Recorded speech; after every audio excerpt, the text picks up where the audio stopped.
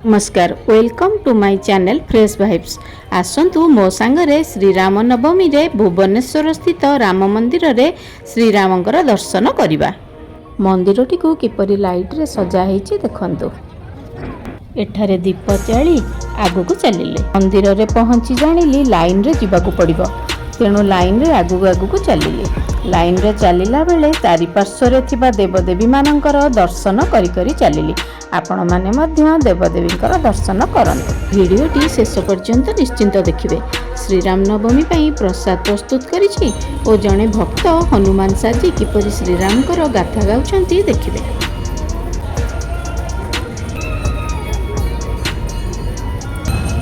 श्री रामचंद्र माता सीता ओ भाई लक्ष्मणंकर विग्रहर फोटो उठेबा मना थिला, तेणु उठेई पारली नहीं। श्री रामचंद्रंकर दर्शन करी बाहर को चली आसिले। बाहर थिबा अन्य देवदेवी मानकर पुणी दर्शन कले। एते गहली होइतिला जे पिला माने हजि जाउथिले, तेणु अनाउंस करी सेमानक प्रियजनक पाखरे तांको पहुंचाई दिया जाउथिला। चोरी होबार संभावना मध्य थिबारु निज जिनिसकु जत्न रे रखिबाकू सतर्क बाणी मध्य दिया जाउथिला। चारिआड देखंतु किपरि जन समुद्र। धूप दीप फूल भोग एठारे मिलुची। एठारे लस्सी बिक्री होची। मु गोटे लस्सी पी घर को फेरी आसली। संतु श्री राम नवमी पाई आमे एबे प्रसाद तैयारी करिबा। घर तैयारी घिओ गोटे स्पून नहीं सेथिरे तेजपत्र लवंग और गुजराती पकई एपट सेपट करी सिमेई पकई गोल्डन कलर हेला पर्यंत भाजी नेबा। मेई भाजी होई गला परे सेथिरे गरम क्षीर पकई आउ अल्प समय फुटिबा पई छाड़ी देबा। मात्र 4-5 मिनिट पर देखिए सिमेई भल भावे सिझी जाइथिबो। आउ अल्प क्षीर रे 2 स्पून कस्टर्ड पाउडर और साफ्रन किछि ऐड करी भल भावे गोळेई फुटुथिबा सिमेई रे पकेइबा। हल्का हाथ रे एबे ताकू गोळेइबे नहले सिमेई सब मिसी जिवो। एबे एथिरे सुगर ऐड करिबा। आपणक श्रद्धा अनुसार आपण सुगर कम बेसी करि परिबे। सुगर ऐड करिवार 3-4 मिनिट पर सेथिरे घिओ रे भाजी रखिथिबा काजू पिस्ता और किशमिश को ऐड कर देली। आपणक मनपसंदर ड्राई फ्रूट ऐड करि परिबे। बे गैस बंद करी सेथिरे फ्रूट्स पकेइबा। एप्पल ऑरेंज ग्रेप्स काटी पकेइची और किछि पोमोग्रेनेट मध्य पकेइची। आपण माने आपणक पसंदर फ्रूट्स काटी ऐड करि परिबे। रेडी होई गला हमर कस्टर्ड सिमेई खीरी। बे चलंतु आलूर गोटे सुखा आइटम करिबा। एहा बहुत शीघ्र होई जिवो और बहुत टेस्टी मध्य लागिवो। बॉइल्ड पोटैटो कैप्सिकम सरू करी काटी देछि। खाली अदा कद्दूकस करछि। टमाटो ये आइटम बहुत कम इंग्रेडिएंट्स रे और कम टाइम रे बनि जाय और खाइबा को मध्य बहुत भल लागे। पैन रे तेल बा घिओ मध्य गरम करि परिबे। एथिरे अधिका परिमाणर जीरा पकेइबा और सुखिला लंका पकेई भाजी नेबा। जीरा और सुखिला लंका भल भावे भाजी होई गले सेथिरे काटी रखिथिबा कैप्सिकम और टमाटो अदा को 2-3 मिनिट पई भाजी नेबा।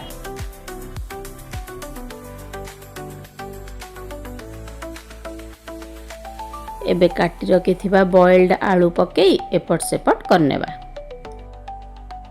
स्वाद अनुसार लूण हलदी और किछि काश्मीर लाल मिर्च पके गोलेबा।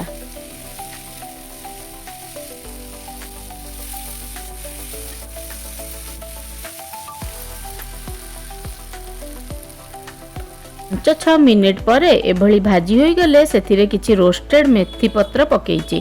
आपण माने धनिया पत्र मध्य पकेई परिबे। देखंतु हमर सुखा आलूर आइटम टी किपरि दिसुछि। प्रसादर सेकेंड आइटम जीरा आलू तैयारी हो गला।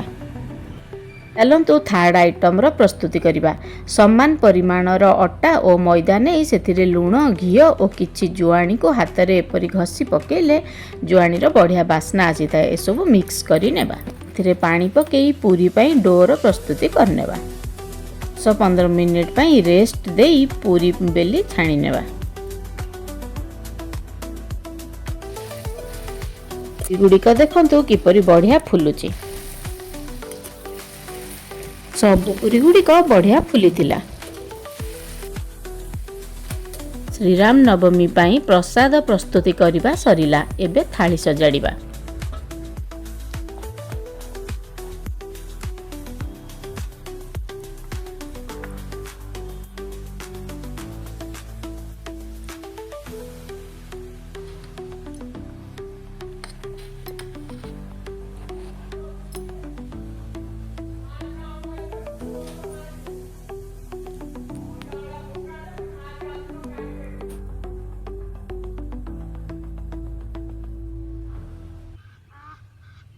ଆପଣମାନଙ୍କୁ ପୁଣି ଥରେ ଶ୍ରୀରାମ ନବମୀର ଅନେକ ଅନେକ ଅଭିନନ୍ଦନ।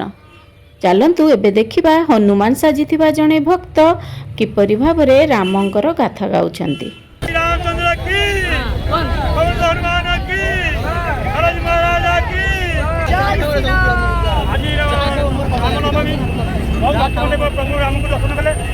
हनुमान जी प्रभु राम को दर्शन कले राम को दर्शन कराया भक्त मान हनुमान जी दर्शन कले आ भक्त मैंने बहुत खुशी अच्छा भक्त मैंने पूरा खुशी रोचे खाई पी पूरा प्रभु को दर्शन करी जाऊँगी राली जाऊँगी जय श्रीराम राली से भक्त मैंने जय श्रीराम राली बहुत खुशी अच्छा सेमी नहीं कौन कि भक्त मैंने बहुत आज राम नवमी सब भक्त मैंने जो बच्चे सब भक्त मोर मो भक्त मैंने भक्त जो कि भगवान से भगवान जो भक्त भक्त भगवान आज मिलन बहुत संपर्क मु भक्त मान को पूरा अंतर भल पाए आ प्रभु जय श्रीराम मोर प्रभु प्रभु को आशीर्वाद भक्त मानक आशीर्वाद प्रदान करुँगी झाड़ी होगी भक्त बेल बजाऊँगी छोटे पिला से गाला करके जयश्रीराम पिला जयश्रीराम बजान की आशीर्वाद जय राम श्रीराम जय राम संकट मोचन जय हनुमान संकट से हनुमान चूड़े फोटो पर बच्चे ध्यान देना ना से रोग हर सब पीड़ा जय राम श्रीराम जय राम संकट मोचन जय हनुमान जय राम श्रीराम जय राम जय राम श्रीराम जय राम संकट मोचन जय रामायण